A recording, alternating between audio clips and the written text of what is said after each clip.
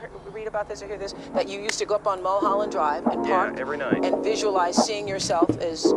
Yeah, I would visualize, This is when you were broke and poor. You know, right, having directors interested in me and people that I respected saying, you know, I like your work or whatever that is. And I would visualize things coming to me that I wanted or whatever. Drive home and think, well, I do have these things. They're out there. I just don't have a hold of them yet, but they're out there. I wrote myself a check for $10 million for acting services rendered, and I gave myself 5 years, or 3 years maybe.